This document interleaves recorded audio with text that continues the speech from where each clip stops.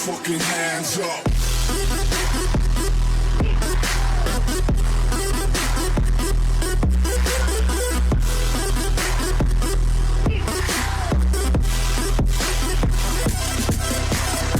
I freaking love Ben Askren. This afro-haired wrestler from Wisconsin went undefeated for over a decade in MMA, which honestly might be one of the biggest wins for the dad bod in history. Sadly, his career tends to get overshadowed by a fluke flying knee and a boxing match after his chin finally got cracked. So today I want to talk about, in my opinion, one of the most underrated fighters of all time.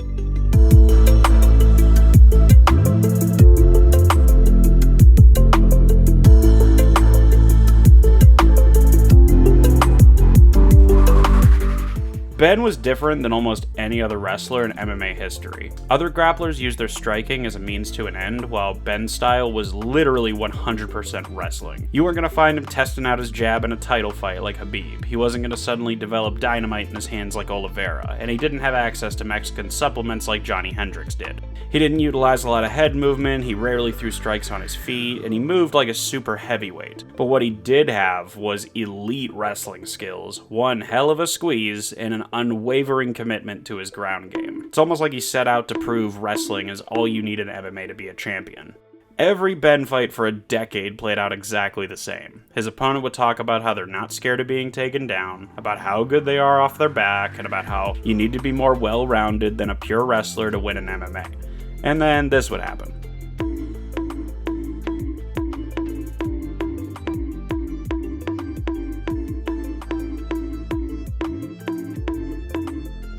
Maybe this is just sour grapes, but I can't help but feel like Bo Nickal's UFC debut essentially could have been Ben Askren's after Bellator if Dana White's ego didn't get in the way yet again. Ben eventually would make his UFC debut after being retired for like over a year with a bad hip. First fight on the table was Robbie Lawler, and everybody just remembers the finish from this fight, but I also think Ben did a hell of a job going from this